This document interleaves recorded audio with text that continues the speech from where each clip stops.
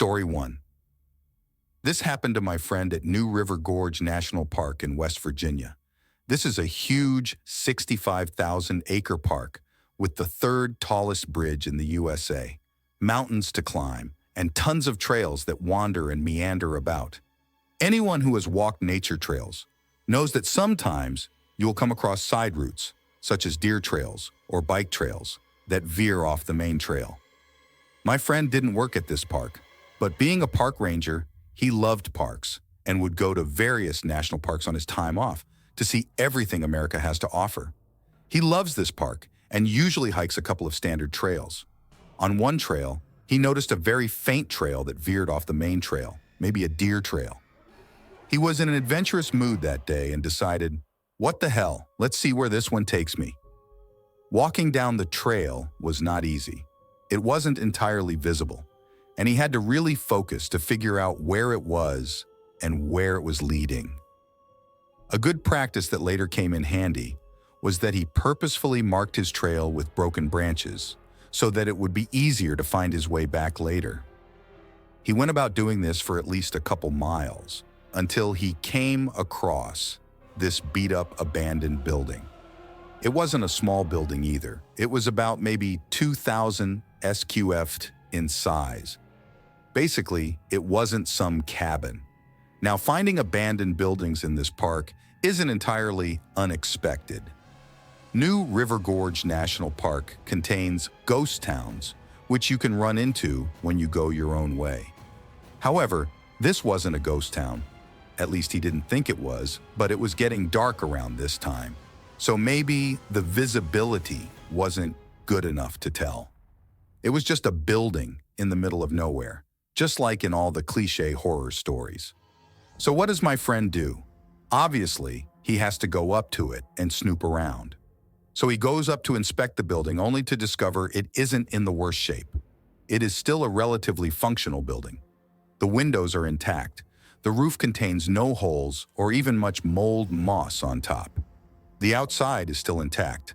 No holes, no openings. When he looks inside, he notices that it is a church. Curious, he tried the front door and it actually opened. He walked in and snuck around quietly.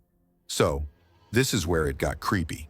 Once he had a better look inside, he noticed several things. This wasn't an abandoned building. The inside was pretty clean and appeared maintained. No outside debris. The furniture inside was not worn out with age and neglect. The altar had a book that was worn but still functional, and the most obvious sign that someone was using the place, there was some garbage on the floor and some ornaments there that looked relatively new. And this is what I find more creepy, but at the same time, wonder whether it was true since he was drunk, is that the church wasn't a Christian church. The ornaments were not Christian ornaments. In fact, he had never seen anything like them. Also, the book on the altar wasn't the Bible, but some other weird text that he did not recognize. Anyway, when he realized that book wasn't the Bible, he didn't stick around to figure out what it was. His skin immediately went on edge. And he got that sick feeling that he was being watched. He slowly and carefully made his way out when he swears he heard something. And that is when he bolted down the trail he came from. It was really good he broke those branches earlier, because that made the trail way more visible and made it possible for him to just rush out of there. Now, I am not really sure whether he actually was being watched and whether he heard something. He could have just been paranoid at that point, which caused him to hear things. But it is kind of creepy thinking, there is this church in the middle of nowhere that is supposedly being used to, who knows what it is being used for. I wish he'd taken a picture of that book. I always wondered why he didn't report the building.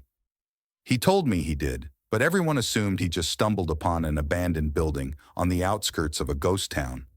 Or maybe it was the only building that survived, since churches are sometimes better constructed.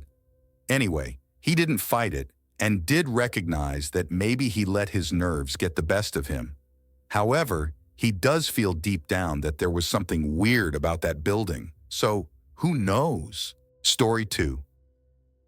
Not a ranger, but I went camping on a mountain with a friend. We had a fire going and were just chatting and messing with the fire when I heard a very faint sound that distracted me from the conversation. I told my friend to hush up for a second, and we both listened closely. We could hear a woman singing in the distance what sounded like a really old medieval melody. We couldn't make out what it was because she was singing in another language. We were far and away from any other campsite, as we like to camp in our own spots away from anything that could potentially have other people. Creeped us out, but what makes it freaky is I ended up posting pictures of our camp on Facebook, and another friend recognized the location and asked if I heard anything weird. I said, "Why do you ask?" He went on to explain how him and another of our mutual friends were nearby that campsite on a different night with one of their dogs, and they heard a woman crying as she was coming down the road that passes by the site. They decided to check on her to see if she was all right, but when they got to the road and called out to her, there was no response, and the crying immediately stopped. They thought it was strange, but decided to head back to the camp. When they got back, they found their dog convulsing by their fire and foaming at the mouth. They grabbed him and got in their car and started hightailing it down the mountain. He said the dog went limp in his arms on the way down, and he thought it died. But once they reached the bottom of the mountain, the dog woke up immediately and acted like nothing happened. They immediately assumed there was something evil in that area. When he was telling me this story, I turned white as a ghost, and once he finished, I explained what my other friend and I heard near our camp. It really freaked me out because my buddy with the dog ended up going up the mountain with me and showed me where everything went down, which happened to be exactly where I was hearing the singing the night I went camping. Story 3. I was not a ranger, but worked for an environmental nonprofit that contracted out downright the Park Service. I was in Manti La Sal National Forest on a fuels reduction project, working pretty far down a long ATV trail that was accessed by an incredibly steep switchback. It was the last day of the project, and our project partners in the Park Service had been schlepping gear out all day. One of them was an absolutely gargantuan man, probably about 6'5", and with ginger hair, but darker, like mixed with rust. He had been helping me with a lot of the heavy swamping, clearing the chopped-up debris from my chainsaw for the duration of the month-long contract. I was hiking back at the end of the day alone, like an idiot. The rest of my crew was a half-mile or so behind me. I like to push myself on hikes to keep myself in shape. I was coming around a wide bend in the trail, heavy foliage to my left, when I heard a rustling coming from behind the impassable wall. I slowed down and craned my neck. I'm pretty tall myself, 6'3", and saw what looked to be the shaggy mop of my project partner through the small gaps in foliage, and then it moved. When it moved, I could see there was a whole lot more fun than just a shaggy mop, and also that this hair was covering something much, much larger than even my Jotun of a coworker. I saw it begin to take one slow, quiet step and decided not to stick around any longer. Ran till my lungs burst and practically crawled my way back up the switchbacks to our trucks. Hid in one of the trailers till the rest of my crew showed up. I asked if anyone had seen anything on their way back. No one had. I still don't know what I saw. I tell myself it was an elk. Makes sense, given the season and location. But I never knew an elk to walk on two legs. Story 4. I was a ranger for a bit out in Denali National Park. Denali in the winter isn't really a camping destination, but you have the occasional kook who wants to try it out. And more often than not, we're the ones who have to rescue them. Or at least, what's left. It was nearing the end of January, beginning of 2009. We got a call about a fire out in the bush, a campfire probably, and expected from campers, but the ranger we sent to check on the campers never returned, so out I went. It was only a half-hour hike, but as I neared, I started to worry. Ranger's intuition, I guess. The ambient noises all seemed to go away. Even the wind had died. Only as I got closer to the site did I notice the tracks. It was a bear and a big one. You work up there long enough, you can easily tell a small animal from a large based on their prints. I wasn't wrong. There was a tent, half standing. It looked like it had been peeled open like a tuna can. Blood trailed from the entrance about 15 feet away. The bodies stank already, with an acrid smell of burnt hair and flesh. You smell it once you never forget it. I stood about 10 feet away and fumbled for my phone. When I looked up, there it was, the biggest bear I'd ever seen. Fear incarnate. Its paws were shimmery with blood. Hell knows where it even came from so fast and quiet. It scooped a huge pile of snow and dirt onto the bodies. Watching it act, I only then realized they were on top of a now extinguished campfire. The bear stood up, 15 feet tall at least, and stomped towards me. I couldn't even move. You don't even know fear. 3 feet away, it leans down, face to face. Through the stench of its flesh-rotten breath and the terror pinning me to the ground, I notice one thing. It has a hat on. A familiar hat. It's a ranger's hat, much like mine. Probably belonged to the guy I was sent to find. God bless him. The bear raises a claw and points back at the campfire. Then it uses the same claw to poke me in the chest to emphasize its words. Yes, its words.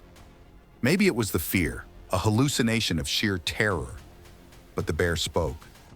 Only 2 words, with a voice made of growling, endless horror.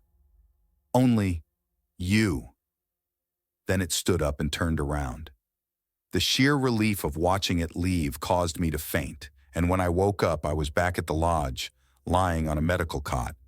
I told my story to everybody, and only the newer rangers dismissed it as hysteria. Oh, he just got too close to a bear and his mind freaked out, they thought. The older rangers, the lifers, they all just nodded in silent acceptance. Gotta be careful, one of them said.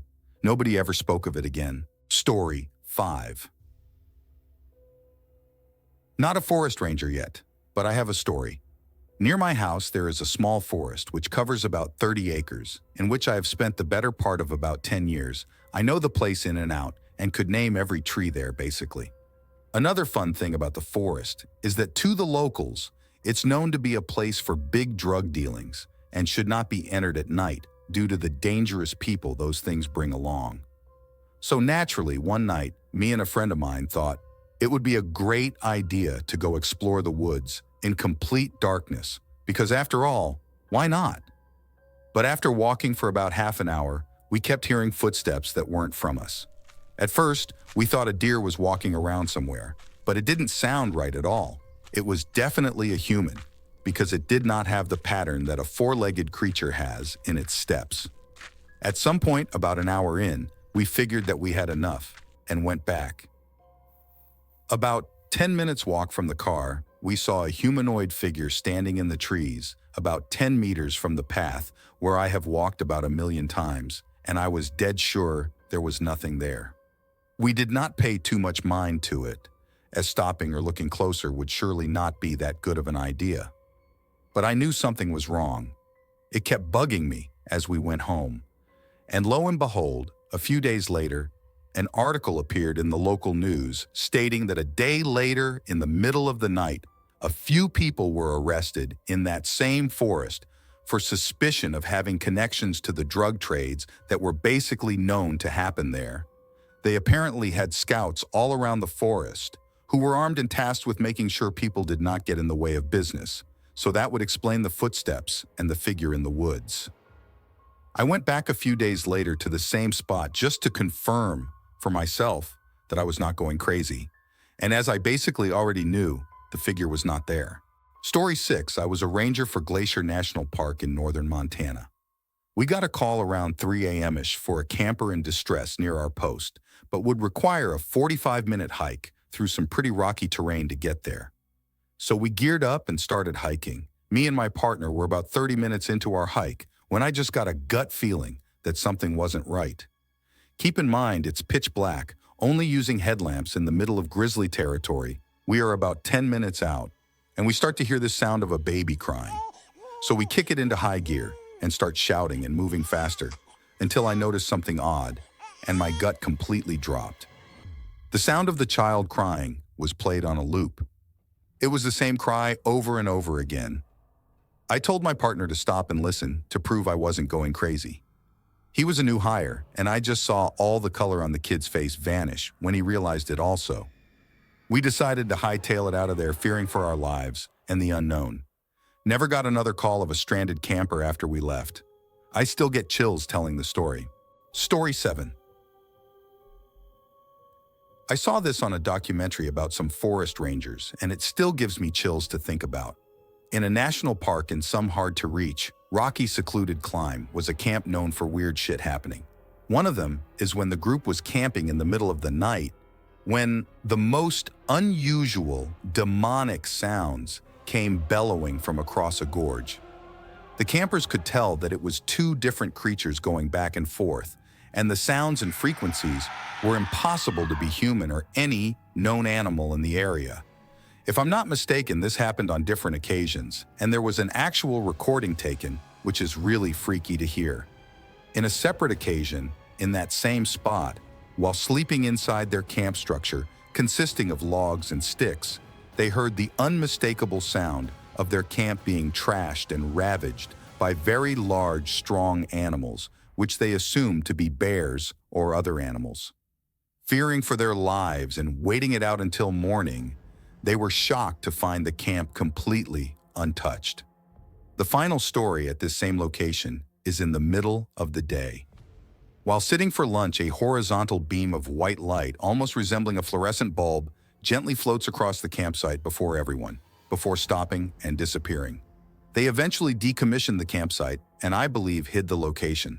I'm not telling it as eerie as it conveys, and I wish I could find what it was from, but I believe it was a documentary with a story about Tom Messick Sr. and other forest mysteries, which are all a huge trip.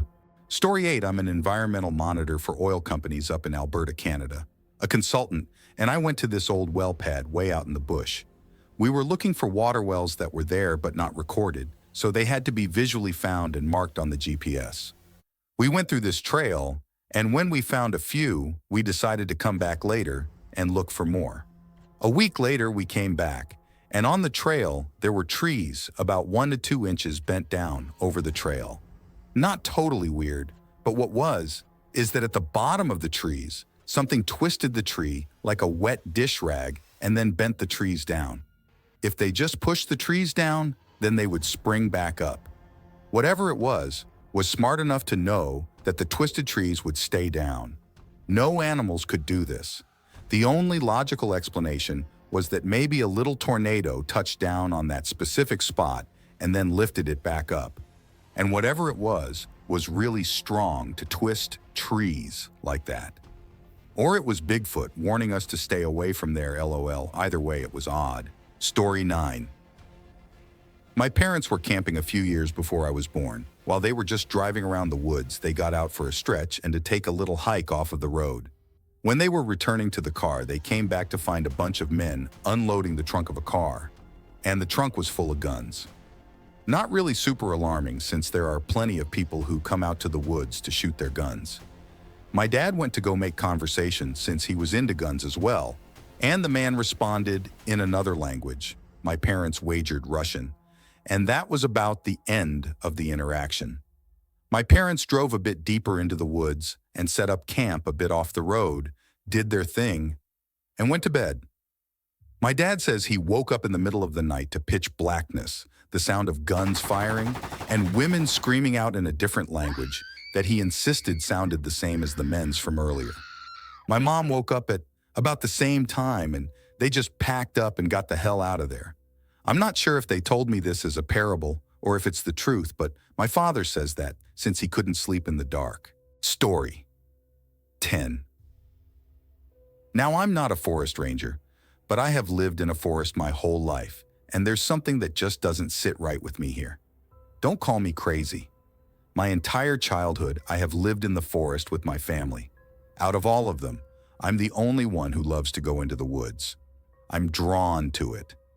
I take an hour and mile-long walks, alone sometimes, but usually I go with a friend. I always bring a weapon, even though I'm confident that there's nothing there that will hurt me. Here, there are no dangerous animals that I have seen with the human eye, but I have come into close contact with things that even I can't explain. When I was 9 years old, I was having a birthday party in the middle of October. It was warm, the perfect day to go trek through the woods with some buddies. We started to head through my yard and towards the tree line, but then we stopped. One of my friends spotted something in the trees. A person? An animal? Nothing around here would have that white of a coat. This thing stood on 2 legs, so it couldn't be a cottontail deer. There was something out there, but none of us wanted to figure that out, so we ran. When I was 11, I was out on the rooftop, gazing up at the stars and looking down at my phone occasionally. Suddenly, a sound started echoing around me. I thought it was an owl, but then the sound turned more into some sort of mountain lion or bobcat, in distress sound. The noise changed many times, making different animal sounds, once even screaming like a girl. A fox, maybe? I was too frightened, dialing everyone I knew while I was curled up in a ball against the side of the house. When I was 13, I came in contact with that white thing at the base of my neighbor's driveway. Never again would I ever peer around at night. Later that day, I heard some sort of moose sound, but moose don't live around here. My entire life, I have here stories from one of my brothers about a Revolutionary War soldier circling the house, and once I saw it, but only once. That was it. I always felt safe because of it. It's sort of protecting me. Call me crazy, but nothing will keep me out of those woods. Nothing has been thrown at me so far, that is. Thanks for watching. Don't leave before leaving a like to this video. Also hit the subscribe button to support my work. And as always, have a horrific nightmare, my dear.